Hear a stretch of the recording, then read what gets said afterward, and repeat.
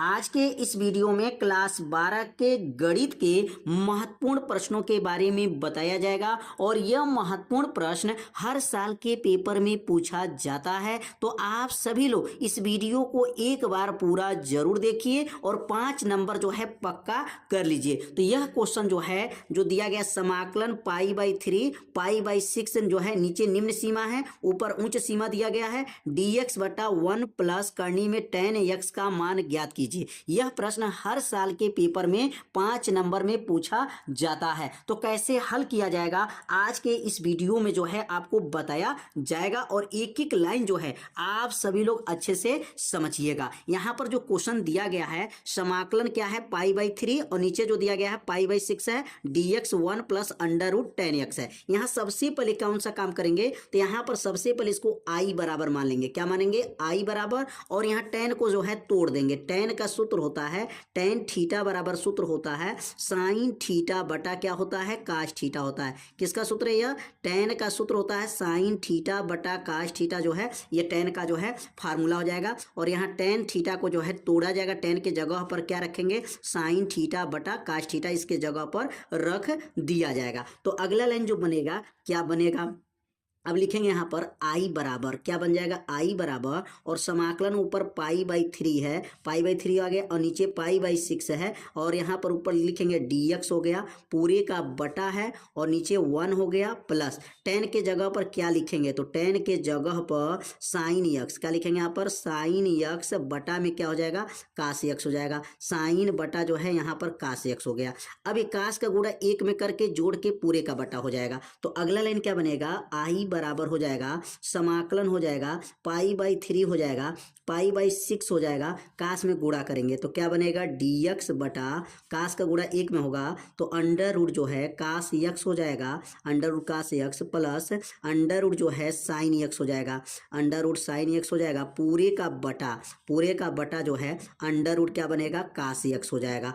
और एक लाइन यहाँ पर जो है ध्यान देना है, कास का जो गुणा है यह अंडर रूट में है कि किस में है अंडर रूट में। जब इसमें गुणा करेंगे ना तो under root cos x plus under root sine x बटा कास x हो जाएगा। जो नीचे है ना उस सबसे कहाँ चला जाता है, सबसे इसको ऊपर भेज देंगे, ये सबसे ऊपर चला जाएगा। तो i बराबर क्या बनेगा समाकलन हो जाएगा π/3 हो जाएगा π/6 हो जाएगा और ये अंडर रूट सबसे ऊपर चला गया तो अंडर रूट क्या बनेगा यहाँ पर कास x हो जाएगा, ऊपर चला गया पूरे का बटा हो गया अंडर रूट जो है यहाँ पर कास x हो जाएगा प्लस अंडर रूट जो है साइन x हो जाएगा और यहाँ पर लिखेंगे dx हो जाएगा।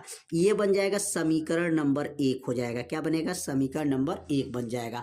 तो यहाँ पे क्या हुआ सब जो नीचे था सबसे इसको ऊपर भेज दिया गया। सबसे पहला काम क्या हुआ है पहले tan को यहाँ पर सूत्र में तोड़ दिया गया, साइन बटा कास हुआ है, कास का गुणा 1 में करके जोड़ के पूरे का बटा हुआ, जो नीचे था सबसे ऊपर चला गया। ये बन गया समीकरण नंबर 1 बन गया। तो समीकरण नंबर 1 जो है आप लोग अच्छे से समझ गए होंगे। अब यहाँ पर एक प्रगुण लागू करना पड़ेगा। प्रगुण जो लागू होगा यह प्रगुण नंबर जो है 3 लागू करेंगे। तो यहाँ लिखेंगे प्रगुण नंबर जो है यहाँ पर 3 है और प्रगुण 3 में क्या है, जैसे यहाँ पर ऊपर a घात हो और नीचे जो है b घात हो और f(x) दिया हो और यहाँ पर dx दिया हो, तो यहाँ प्रगुण जब भी लागू करेंगे तो यहाँ जो a घात है तो रहेगा, b घात रहेगा और f जो रहेगा ये दोनों घातों को जोड़ लिया जाएगा, a plus b minus x हो जाएगा और ये बनेगा dx हो जाएगा। तो ये प्रगुण नंबर जो है 3 को जो है आप सभी लोग अच्छे से समझ लीजिएगा कि प्रगुण का मतलब जो पावर है a और b पावर रहेगा उसी पावर को जोड़ के x वाला मान क्या करेंगे इसमें घटा दिया जाएगा। तो इसी पर यहाँ जब प्रगुण समीकरण नंबर 1 जो बना है, अब यहाँ प्रगुण नंबर जब 3 लागू करेंगे तो कैसे लागू होगा तो लिखेंगे यहाँ पर i बराबर हो गया। अब समाकलन जितना पावर है वो पावर रहेगा π/3, नीचे क्या है π/6 हो गया और अंडर रूट हो जाएगा, अंडर रूट कास हो जाएगा, कास और x को हटा दीजिए, x के जगह पर दोनों जोड़ के a प्लस b जोड़ा जाएगा। तो इसी तरह यहाँ पे जब जोड़ेंगे तो ये π/3 और π/3 और π/6 को जोड़ के इसमें x को क्या करेंगे घटा देंगे। अब यहाँ प्रगुण नंबर 3 जो है अंश में लागू हो गया। कैसे हुआ है, दोनों का घात जो रहेगा उसको जोड़ दिया जाएगा और इसमें x को क्या करेंगे, घटा देंगे। अब हर में भी वही नियम लागू करेंगे, अंडर रूट हो जाएगा, कास हो जाएगा, और यहाँ x लिखा है तो x जब क्या बनेगा, पाई/3 a का मान हो गया, पाई/6 जो है b का मान हो गया, और माइनस x इसमें से घट जाएगा। तो ये भी लाइन आप लोग को समझ में आ गया होगा।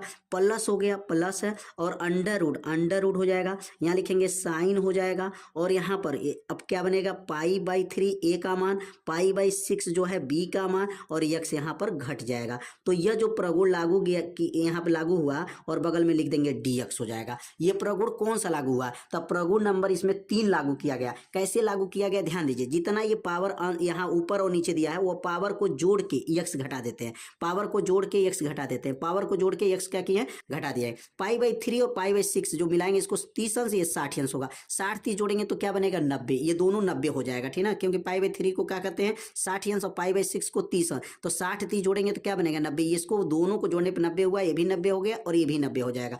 तो अगला लाइन क्या बनेगा, आई बराबर हो जाएगा, समाकलन हो गया, पाई/3 हो जाएगा, और पाई/6 हो जाएगा, ठीक ना। यहाँ पे घात में कोई परिवर्तन नहीं होगा, जो घात जो दिया गया है ऊपर नीचे वो वही घात रहेगा, उसमें कोई परिवर्तन नहीं करते हैं। अब इसको जोड़ेंगे तो दोनों मिलेगा 90, और 90 को क्या कहते हैं, पाई/2 कहते हैं। ये दोनों मिल गया तो पाई/2 हो जाएगा, माइनस x हो जाएगा, और यहाँ पर पूरे का बटा हो जाएगा, अंडर रूट, और नीचे भी वही मान होगा, कास हो जाएगा, और यहाँ पाई/2 बन जाएगा, पाई/2 माइनस x हो जाएगा, प्लस हो गया।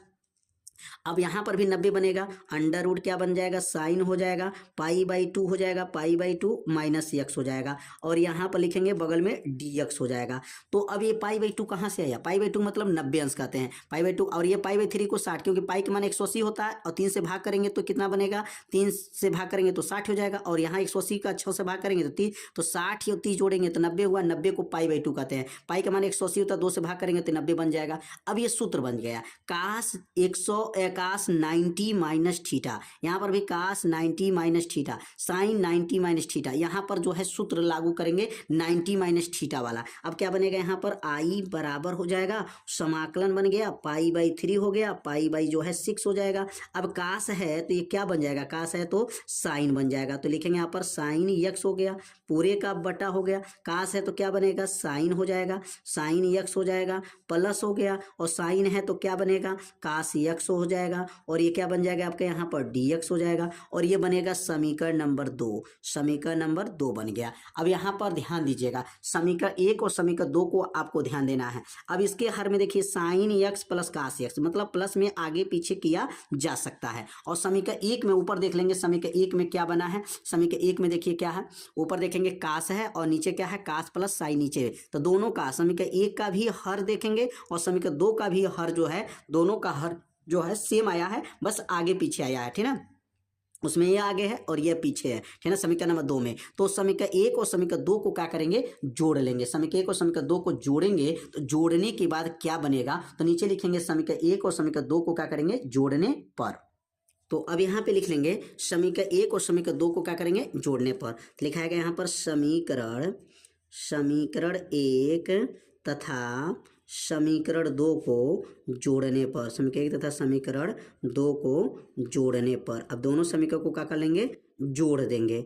अब जोड़ने पर क्या प्राप्त होगा, तो समीकरण 1 में क्या था, आई था, समीकरण 2 में भी आई था, तो समीकरण 1 में आई प्लस आई, ये समीकरण 1 समीकरण 2 हो गया, बराबर, और समीकरण 1 में क्या था, पाई/3 पाई/6 था, और ऊपर क्या था, अंडर रूट में समीकरण 1 में कास x था, कास x पूरे का बटा अंडर रूट, यहाँ पे क्या था, समीकरण 1 में देख सकते हैं, यहाँ पर समीकरण 1 में एक बार और देख लीजिए, समीकरण 1 क्या बना था, देख लीजिए, का under root cos x, under root कास प्लस साइन x, समीकरण 1 है। अब समीकरण 1 को यहाँ पर जोड़ दिया जाएगा, तो यहाँ पर क्या है, अंडर रूट जो है कास x था, कास x था plus under root sine x था, और ये दोनों समीकरण को जब जोड़ा जाएगा तो समीकरण नंबर 1 जुड़ गया, प्लस अब समीकरण नंबर 2 जोड़ेंगे तो पाई/3 पाई/6, और इसके हर में जो कास था ये अंडर रूट में क्या हो जाएगा, यहाँ पर साइन x हो जाएगा, साइन x था और बटा, और नीचे कास था तो क्या था, यहाँ पर साइन था, साइन x हो जाएगा, sine x plus under root cos x था। और यहाँ दोनों समीकरण को जब जोड़ा गया तो देखा गया कि दोनों का हर तो आपस में क्या है, बराबर है, बस आगे पीछे है, ठीक ना, आगे पीछे, हर में आगे पीछे जो अगर है तो मान इसका जो है बराबर माना जाता है। और ये ऊपर जो चिन्ह देख रहे हैं, pi by 3, pi by 6, pi by 3, pi by 6, ये मान बराबर है। तो जोड़ेंगे तो क्या बनेगा, ये बनेगा 2i हो जाएगा। और यहाँ ऊपर जो बनेगा पाई बाई यहाँ पर 3 और पाई बाई 6, या पाई बाई 3 है, पाई बाई जो है 6 हो जाएगा। अब दोनों का हर जब बराबर है तो नीचे क्या लिखेंगे, अंडर रूट, क्या लिखेंगे, under root cos x plus under root sine x हो जाएगा। मतलब हर जो है आपका बराबर है। अब ऊपर दोनों को जोड़ लीजिए, जब दोनों को हर जोड़ेंगे तो क्या बनेगा, cos x plus under root sine x है। तो अब यहाँ पर जब दोनों का हर बराबर हो गया और अंश को जो है जोड़ दिया गया, अब बगल में यहाँ पर dx हो गया। अब दोनों सेम सेम है तो दोनों सेम सेम एक पूरा पूरा काट दीजिए, कट जाएगा। जब कटने के बाद क्या बचेगा, तो लिखेंगे 2i बराबर समाकलन हो गया पाई बाई 3 पाई बाई 6 हो जाएगा और 1 हो जाएगा dx हो जाएगा, क्योंकि जब कटेगा तो 1 हो गया। अब 1 का समाकलन कर लीजिए तो 2i बराबर 1 का समाकलन x होता है, क्या होता है, 1 का x के सापेक्ष होगा तो x हो जाएगा, ठीक ना, dx है, ये dx में 1 का गुणा करेंगे dx और dx का समाकलन x हो जाता है। ऊपर क्या लिखेंगे, पाई बाई 3, नीचे क्या लिखेंगे, पाई बाई 6 हो जाएगा। अब अगला लाइन लिखेंगे 2i बराबर, अब एक बार पाई बाई 3 मान भरते हैं, एक बार पाई बाई 6 मान भरा जाता है। तो क्या बनेगा यहाँ पर pi by 3 minus pi by 6 हो जाएगा। अब यहाँ पर जो है 60 में से 30 को घटाएंगे तो क्या बनेगा, 2i बराबर, अब यहाँ पर जो है अगर इसमें जो है एलसीएम ले लेते हैं, मतलब 3 है 6 है, 2 से ऊपर नीचे गुणा कर लीजिए, 2 पाई बटा 6 माइनस पाई बटा 6 हो जाएगा। और 2 पाई में से 1 पाई निकल जाएगा तो क्या बनेगा, तो लिखेंगे 2i बराबर क्या बना, पाई बटा, अब 2 पाई में से 1 पाई निकल गया, पाई बटा 6 हो गया। अब 2 को नीचे भेज दीजिए, 2 नीचे चला जाएगा, जब 2 नीचे चला जाएगा तो i बराबर क्या बना, पाई बटा 6 और 2 नीचे चला गया तो 6 दूनी 12, तो i बराबर क्या आ गया, पाई बटा 12।